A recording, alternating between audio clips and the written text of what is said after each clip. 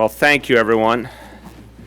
First, I'd like to say it is such a special privilege for all of us to be here at the Osborn Association. They've been wonderful hosts today, very, very welcoming. I want to thank them for that. It's an extraordinary place. This history is very powerful. In 1912, Thomas Mott Osborn was serving as the mayor of Auburn, New York. Inspired by a book he read, he spent a week in Auburn prison under the alias Tom Brown. And the cruelty he saw in that prison moved him to act. He returned to free society, committed to transforming America's prisons from, quote, human scrap heaps into human repair shops, and went on to become the warden at Sing Sing, where he helped transform the brutal and inhumane facility into a modern prison that acknowledged a life for its inmates behind its walls. The Osborn Association was established in 1933, building on his legacy. And one of the many resources Osborn provides here in the Bronx is a program called Arches. It's a program associated with the Young Men's Initiative that receives support from the Mayor's Fund to advance New York City. It's really an exemplary program.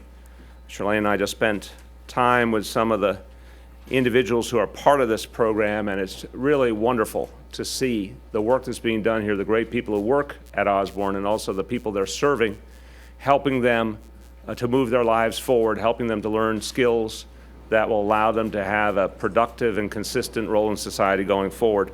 Arches is administered by New York City's Department of Probation, and it's a group mentoring program that helps young probation clients transform their attitudes and behaviors.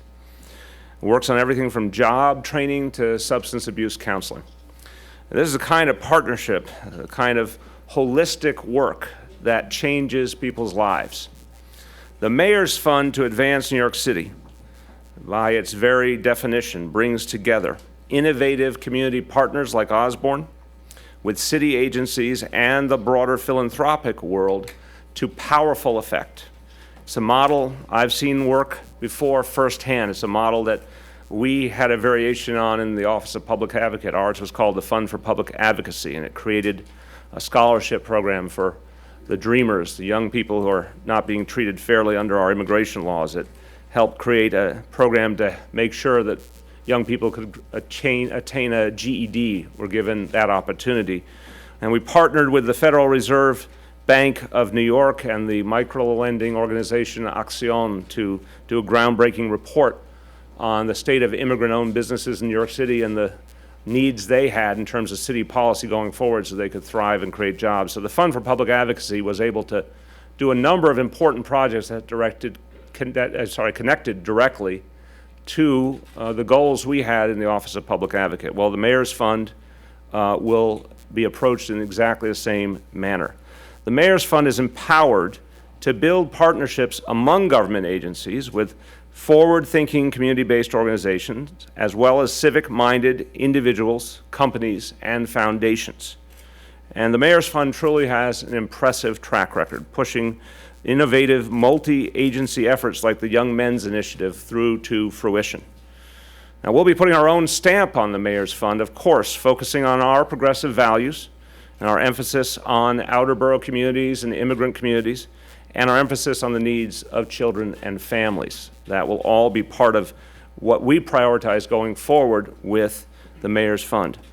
And for us, it is in many ways a response to the tight fiscal times we know loom ahead. It will be a time in which we have to make every taxpayer dollar stretch further and have bigger impact so we can reach more families in need, and we know the Mayor's Fund will be an important part of that work. Well, the Mayor's Fund is going to be therefore central to so much of what we do. It's going to allow us to get a lot more done. It's going to allow us to further our core goals in a very powerful and innovative manner, and that therefore requires dynamic leadership. Someone, let's go over the characteristics of the individual I'm looking for, someone with a familiarity, not just with New York City government, she would have to have that, but also with the activists and civic groups and the people of our city. And also someone committed to lifting up all New Yorkers and creating a city where we all rise together. Having considered that job description and the need for dynamic leadership. I am proud to say that our First Lady, Chirlane McCray, has agreed to take up the responsibility of chair of the Mayor's Fund to advance New York City.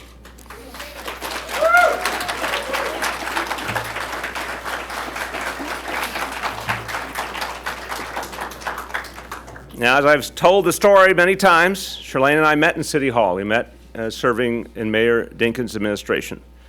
And she learned in that and many other experiences firsthand how government can make a real and lasting difference in the lives of everyday New Yorkers. But she's also spent time in the nonprofit sector. She spent time working in the medical field at Maimonides Medical Center. She's been an activist on many good and important causes. And she has another powerful perspective. The last 14 years, she has been a New York City public school parent. So she understands so much of the lives of people of the city and so many of the efforts that we make every day to try and improve people's lives and support them. And she understands what it takes to drive change. Her entire life has been committed to progressive change, and she knows so well how to move forward a strategy of change. She certainly changed a lot of my bad habits into good habits, too, I'd like to say. I've seen it in my own household. When it came to crafting our agenda and our vision over this past year, Chirlane's voice and experience profoundly shaped our work. She knows our mission and our values better than anyone because she has been one of the chief architects of our approach. This is, I want to emphasize, an unpaid voluntary position. Chirlane is taking it up because she believes deeply in this work and this mission. It is my deep honor to introduce to you my best friend in the world, my closest confidant, my number one advisor, and my wife of almost 20 years, Chirlane McCray. Oh, wait. Look at that. All right, you gonna take that?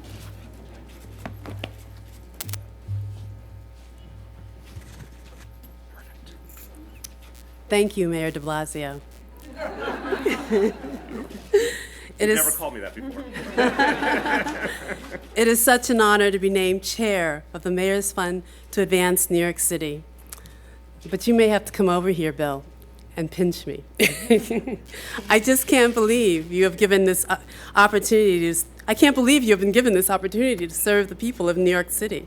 When we met 22 years ago, right in City Hall, I don't think either one of us imagined that you would one day have a chance to make a difference in so many people's lives. I'm so proud of you and very proud to take on this role. The more we talked about it over the last few weeks, the more I could see that it was a good match, match for my abilities. So I'm going to say the three words that you love to hear from me. You were right. That's on record. I want a tape of that, please. The Mayor's Fund to Advance New York City gives us the opportunity to continue working closely for the people we love, especially the people who could use an extra hand. If there is one thing I know from all our years together, it is that you and I are happiest when we are united behind a common cause. That's our marriage, and that's our partnership. And I thank you. I am excited about this appointment because I know there's so much that government working with the private sector can do to help our underserved communities and our families. And this belief is rooted in my own personal experience. I am a granddaughter of immigrants from Barbados and immigrants from the South. Neither one of my parents had a college degree. They were smart and hardworking. More than anything, they wanted their children to have a better education and more opportunities than they had. They were remarkable people, but they couldn't raise me on their own. When the school day or week was over, I went to the Dunbar Community Center, the Girls Club, or the library.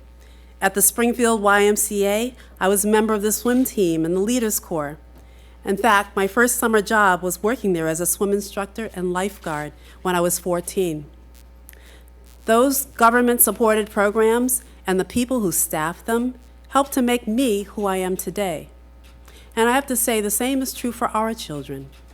Bill and I have surrounded Kiara and Dante with love, but so many people and programs deserve credit for the wonderful young adults they have become. And so an important part of our mission is to help other families get the support they need.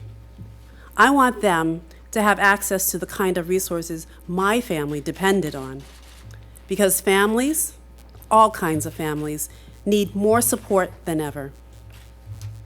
We will build on the fund's strong foundation and work with board members and donors to create programs that reflect the progressive ideals of the de Blasio administration. Because for every seemingly intractable problem facing our city, there are innovative solutions and New Yorkers who are devoted to solving them. I am a passionate advocate of any effort that helps people get on the right track and stay there, like universal pre-kindergarten for our young children and conflict resolution for our teens. But I also refuse to give up on those who have fallen down and need help getting back on their feet. How many of us would want to be forever defined by our worst mistake? That's why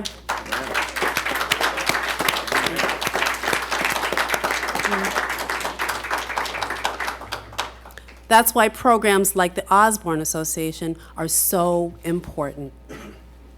We have our work cut out for us, and I'm eager to roll up my sleeves and get out into the neighborhoods. There is much to be done and no time to waste. To those individuals, foundations, and corporations that have supported the fund in the past, I thank you for your generosity and look forward to working with you in the future. And to those who are just learning about the fund but share our vision of one New York rising together, I invite you to join us. Whether you have expertise to contribute, a few dollars, or many, many dollars, you will be an equal partner in helping us to create an even better New York City.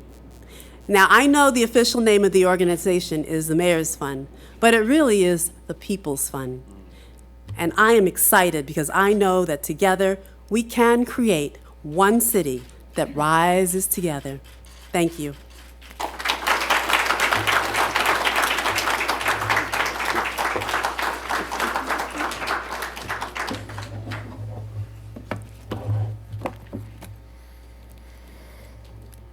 Well, our remarkable First Lady, who I think expressed her passion so powerfully just then about where she's going to take the Mayor's Fund and what it's going to mean for the people of our city. She knows, she's the ultimate believer in teamwork. She knows that for all this to be achieved, we're going to need a great team. And Chirlane will have the greatest friend and ally in this work in the remarkable Gabrielle Fialkoff. And I want to thank Gabrielle's family for joining us today for this wonderful gathering. Gabrielle will serve as Senior Advisor to the Mayor and Director of the Office of Strategic Partnerships. In these roles, she will oversee and coordinate direct public-private partnerships for the administration with oversight and coordination of the Mayor's Fund, as well as the Fund for Public Schools and the Fund for Public Health. So she'll play a role in bringing together the work of these three important funds to help the people of our city. Now, public-private is a great term to describe Gabrielle's career. Her extensive experience in both government and the private sector will allow her to hit the ground running. Chirlane and I have known Gabrielle for almost 20 years, and I can say that we've walked through fire together. Gabrielle and I worked in a number of settings, including the fascinating and high-intensity 2000 Hillary Clinton U.S. Senate campaign, a situation that was as intense as one could possibly imagine, as historic as one could possibly imagine. And we worked all over the state together to try and help our state move forward. Gabrielle's work in that pressure cooker was absolutely exemplary, and she won the respect of the First Lady, the then First Lady, and all of our colleagues. She's an incredible entrepreneur as well. In the private sector, she's shown the ability to make a company move to higher heights, and she understands the capacity and willingness of our private sector to invest to lift up others. Most recently, Gabrielle served as the chairwoman of my inaugural committee, which put together that extraordinary series of events. I want to note, on Gabrielle's watch, it did not snow on the day of the inaugural. Perhaps her joining the administration will augur a change in the weather patterns. She's someone who's used to working on the big stage and making things happen, and we welcome her to the administration. Welcome, Gabrielle.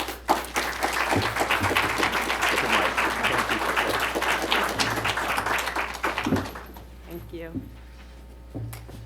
Good afternoon. Thank you. I'd like to begin by thanking Mayor de Blasio and the First Lady for entrusting me with this very important responsibility. You could say I first began interviewing for this job back in 1996, when I first met the mayor as a young campaign staffer. Mayor de Blasio was the campaign director, and he had a lot of questions for me. What did I bring to the table? What inspired me to join the team? And what was my vision for the job? I must have said the right things because he's kept me around.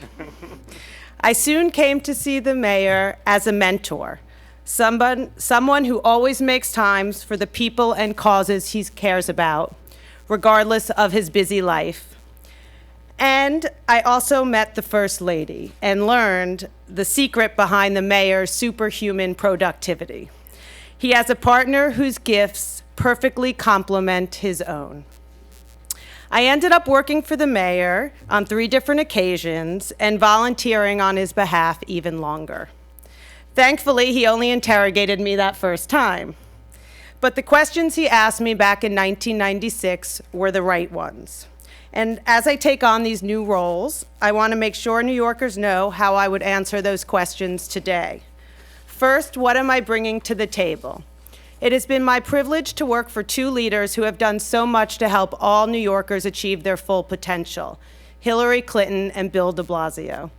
Those experiences taught me how to manage complex operations and introduced me to a diverse network of progressive New Yorkers.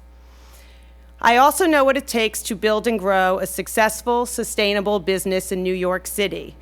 I have spent the last 12 years in the private sector building a multifaceted and multi-channel fashion company. Second question, what inspired me to join Mayor de Blasio and the First Lady's team?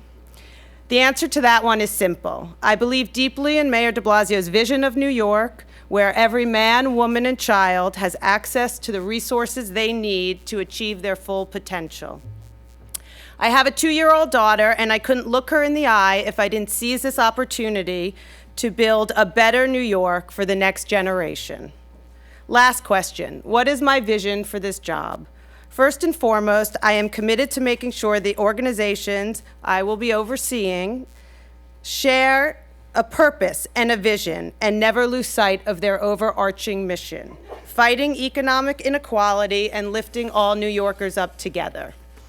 At the Fund for Public Schools, we will help our youngest students develop the fundamental skills that lead to long-term success. And we will work towards a tomorrow when every high school student leaves our system with the skills needed to build a better life.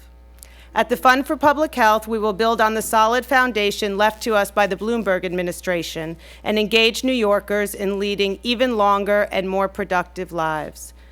And at the Mayor's Fund, we will think strategically about how to leverage assets to support programs across agencies and bring the public and private together to aid all New Yorkers. It's an ambitious agenda, but I have 2 very inspiring bosses and the most generous city in the world to rely on. Thank you.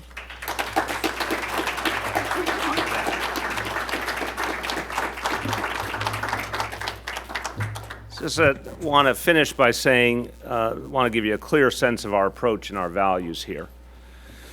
You know, I want to thank, first of all, every individual, every company, every foundation that has previously supported the work of the fund. And we're committed to broadening the fund's reach, both in terms of projects and supporters. So we want to build on a very strong foundation and go farther. We believe in the power of this city's nonprofit community and civic organizations, and we obviously believe fundamentally in collaboration with the grassroots.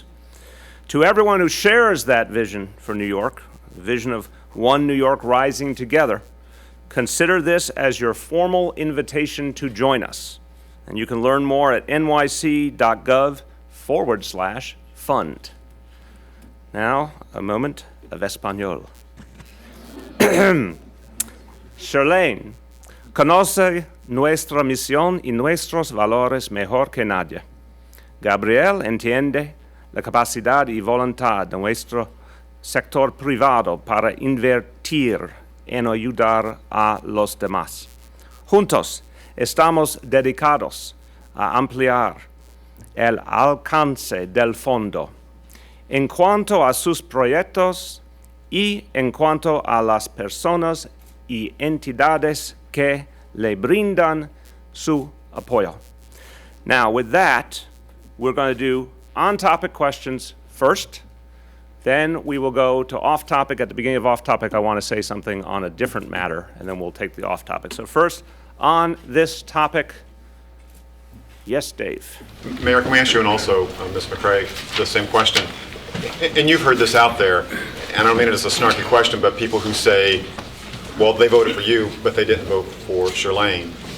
Or should New Yorkers look at this as a modern-day version of Bill and Hillary? Well, we are ourselves, and this is 2014, and we're here in New York City, and we're two individuals who have a very, very long love and partnership. So let's define ourselves by ourselves. We have immense respect for President Clinton and Secretary Clinton. We know them well. We work closely with them, but we see ourselves as, particular to this moment in this situation. I think the fact is that the people of this city have voted for these values. They voted for this vision, this direction, and what we're doing is putting together a team that can achieve what we said we would do. And I've said throughout the last year and beyond that the closest person to me in the world is Chirlane McCray, and she has been foundational to all we've done. And I thought it was very important that she play a role in actualizing this vision. I think this is the perfect role in which she can do that. And by the way, by agreeing to do this for free, she's giving a great gift to the people of New York City, and I think people will receive it as such. So I think we are putting together the strongest team possible that represents our values, represents the breadth of this city, and obviously people who can effectively get things done, and Chirlane makes perfect sense in that team. I think you can. It's a democracy. Well, my answer isn't very different from the answer Bill already gave. We are, clearly a partnership. We've been doing this work for a long time, 22 years. I campaigned with Bill, campaigned without him at my own events, and this is obviously a cause. It's a platform that I am very committed to. So taking on this position is really a continuation of this journey that we've been on together. And I just want to do the best job I can. Sally. Kind of a two-part question. You mentioned the Young Men's Initiative. I was wondering if you have any idea what you plan to do with that, and also do you plan to ask your predecessor for any funds for the charity? Well, on the first part, and this mirrors the larger discussion we've had over the last year of, my view of what happened the previous 12 years. There are some things that I think Mayor Bloomberg did very, very well. Gabrielle referenced the public health policies and approach. We very much believe in the core of the approach that Mayor Bloomberg took. So there you're going to see a lot of continuity. With the Young Men's Initiative, I think it's a fantastic project, and we look forward to building upon it. So that's something we absolutely intend to not only retain, but build out further. So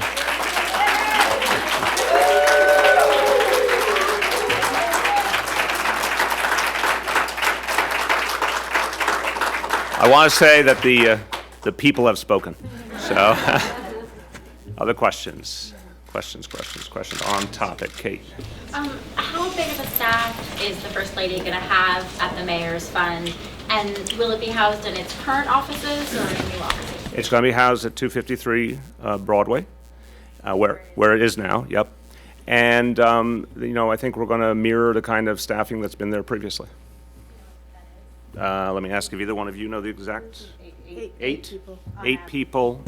There will be appointed soon a president who is the day-to-day sort of chief operating officer for the fund, and their staff that obviously do all the work of getting the programs to actually, connect with the resources. But I can say as chair, the First Lady is going to have a huge amount of work to do, going out to all the partners, bringing in new partners, working with the ones that are there already and bringing in new ones, bringing in resources, something Gabrielle knows a thing or two about as well. And so the professional staff will help keep the day-to-day work happening, but the build out of this, both maintaining a lot of the initiatives that we believe in that are existent and building a number of new initiatives, is going to take a lot of time, and a lot of that is going to be outward to the donors, to the organizations we want to partner with, and to the communities we want to serve. Jennifer. There has been some talk about the First Lady getting a City Hall office. I just want to know if that's now over because it's 253 Broadway. Yeah, 253 Broadway. So there won't be a City Hall office. Correct. And will we get like a daily schedule for you, like we get, as part of this, like we get from Mayor de Blasio?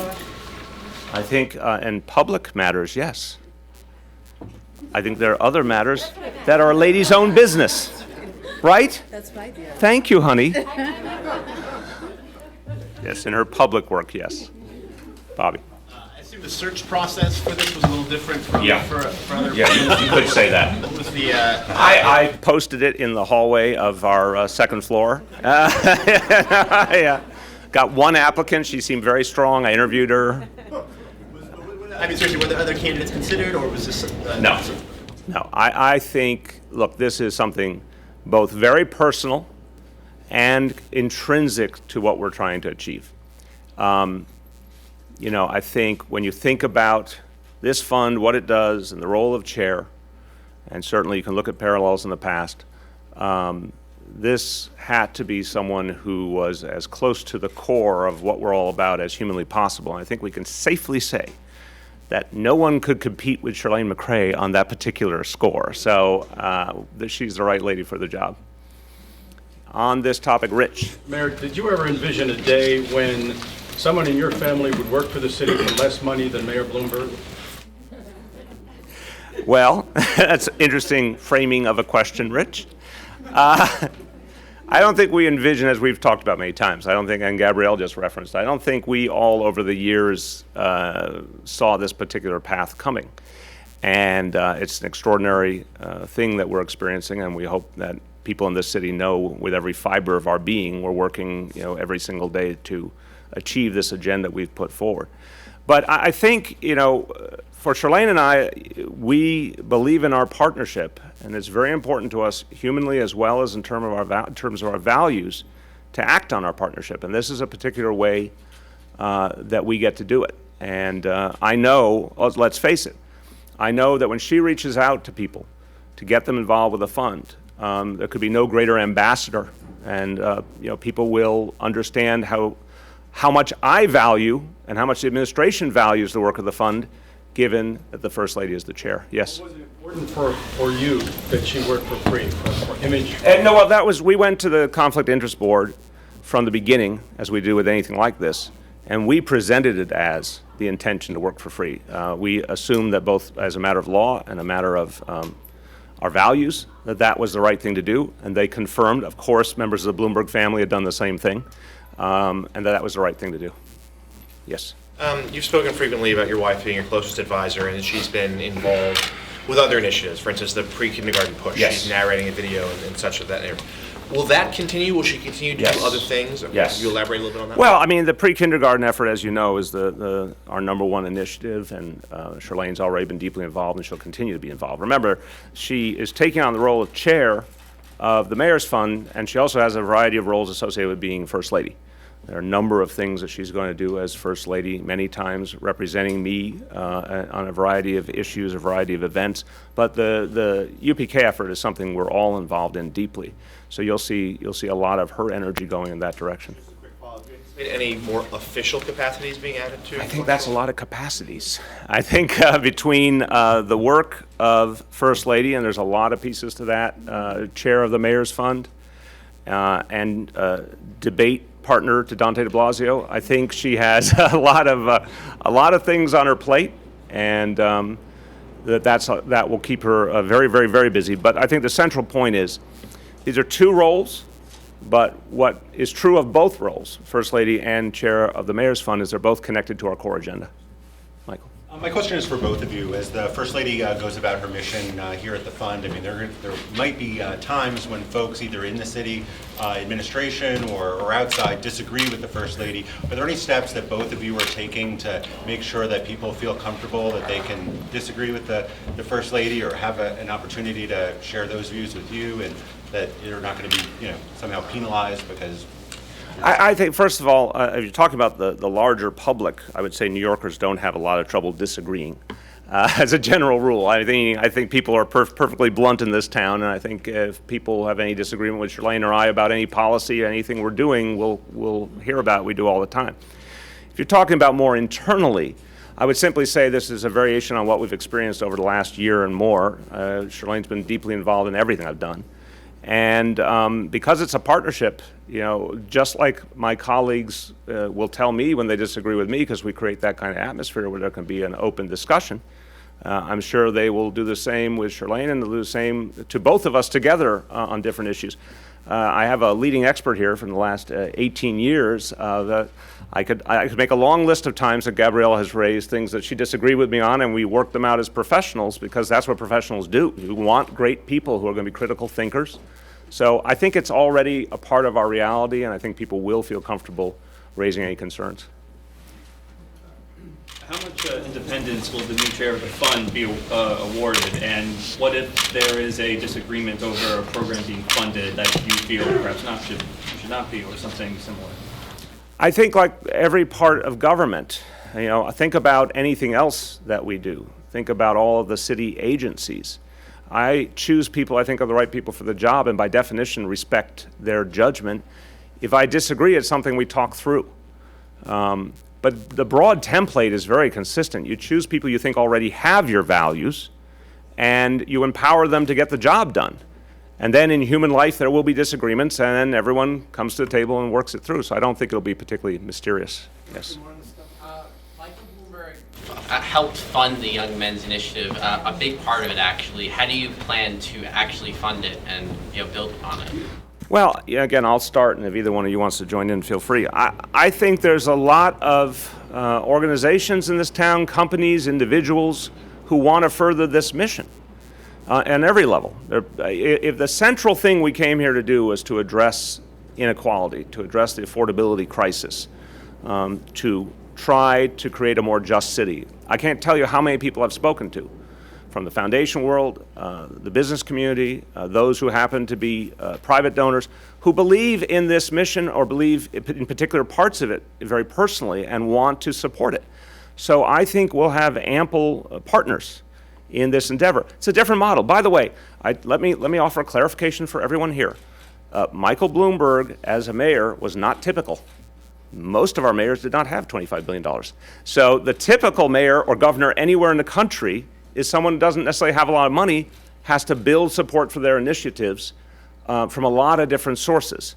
And there's plenty of models. We certainly saw it with the Fund for Public Advocacy, where you put together an idea, you develop support for it.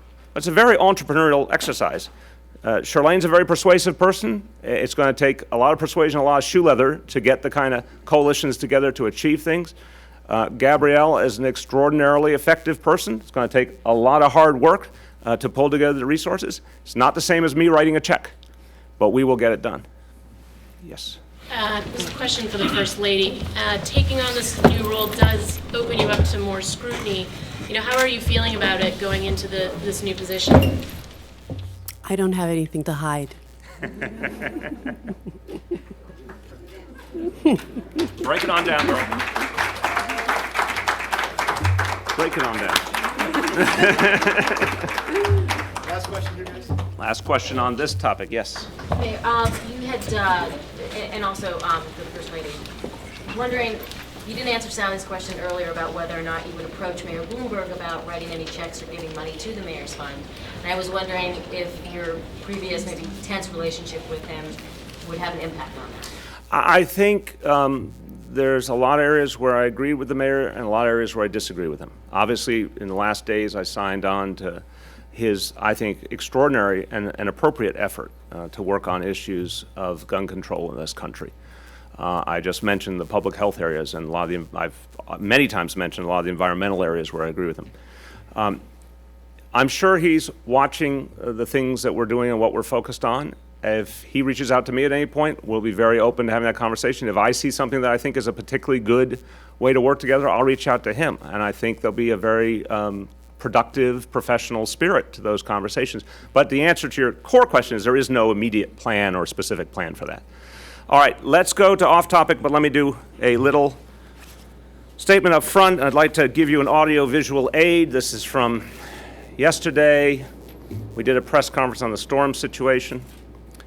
And it's a list of people who were at the press conference we did before a lot of you, before a lot of cameras, about the storm situation, where I talked about our response to the storm. People like First Deputy Mayor Tony Shores, Chancellor Carmen Farina, OEM Commissioner Joe Bruno, Sanitation Commissioner John Doherty. We went back and looked at that press conference to make sure none of us had sudden amnesia. So just want to say very clearly, the story in the New York Times today was patently inaccurate and unfair. I have immense respect for John Doherty. I asked John Doherty to stay on to help this city. I think it was a selfless act on his part. He did not need to stick around. I said, would you stick around and help us deal with an oncoming snow season that's not a fun and easy job? And he has served with great distinction for many years, and he continues to. And we all will have our moments along the way, my dear friends, and we'll have our agreements and disagreements, but I do ask you for accuracy, and if you ever want to check the facts, we're really available. Phil Walzak and a lot of other people. But don't tell me what I said and didn't say in a case like this. I acknowledged John Doherty up front in that press conference. I praised the work of all the agencies present. And I do respect him, and I respect the men and women who work for him.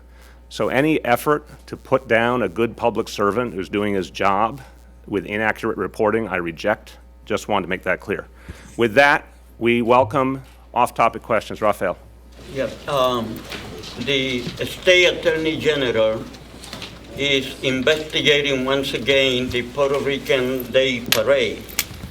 I think, you will not be marching on the St. Patrick's Parade. If the State Attorney General finds anything wrong of malfeasance on the Puerto Rican Day Parade, the leadership there, will you march in the parade? It's apples and oranges. First of all, I have a lot of respect for the Attorney General. As everyone knows, I've worked very, very closely with him. Second, if he perceives there to be a problem, he should investigate. I'm sure he will do the investigation in a very professional manner and come forward with the results when he has it. If individuals associated with an event did something illegal, we don't assume the entire event is illegal. That's about individual actions. I think he's made clear that's what it's about. What's happening with St. Patrick's Parade is a pattern of discrimination and bias that's been going on for over 2 decades. It's unconscionable. It should have ended a long time ago. And I'm not going to march in a parade that does not allow members of our LGBT community to identify who they are. I'm just not going to do it.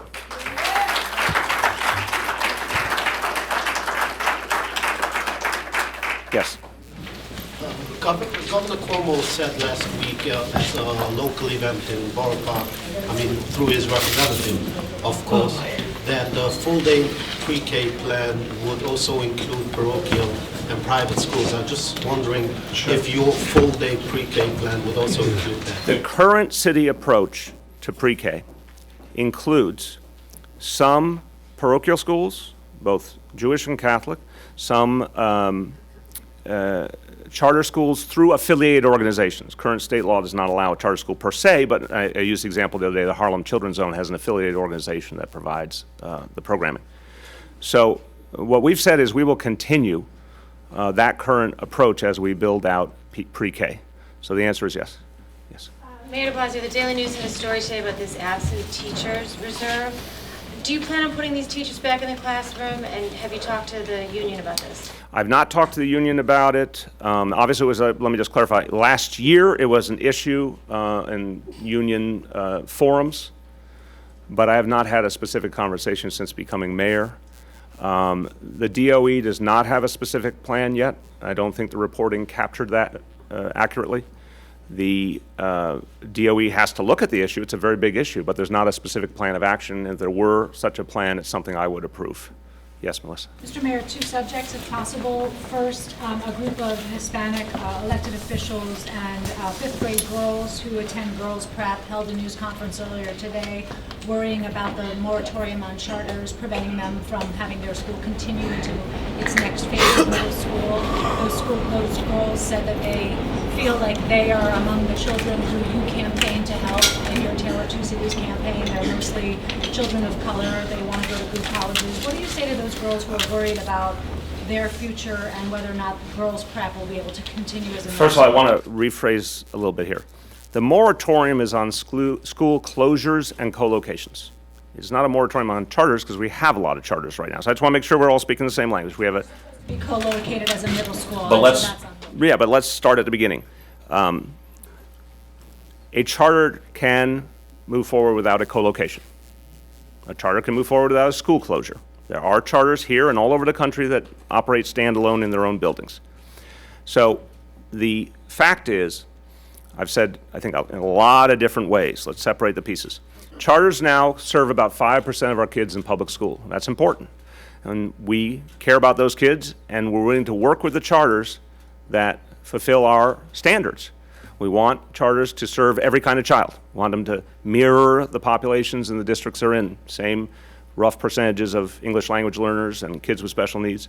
We want charters to be held to high standards like we do all our schools.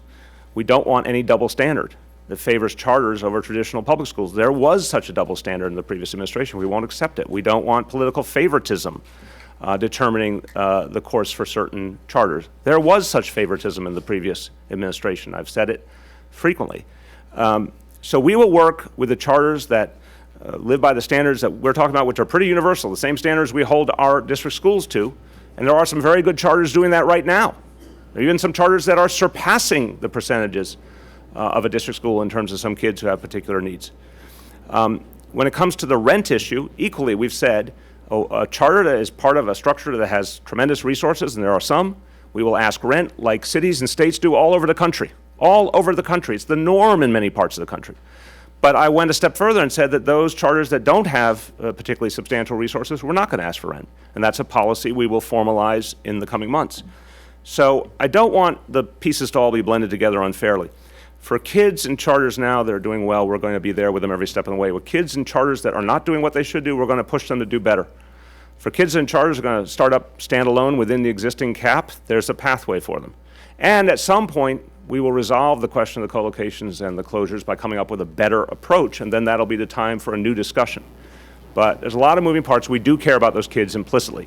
Lastly, we care about those kids so much, we want to make sure that the schools that serve 95% of our kids become consistently better. That's how we exemplify caring about those kids, not having a dynamic where kids have to run from our traditional public schools. That's unacceptable. It's not a situation I would be comfortable with.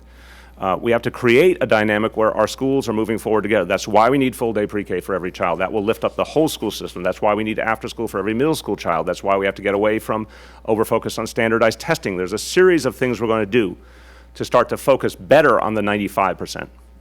One or two more, guys. In the back, Bobby?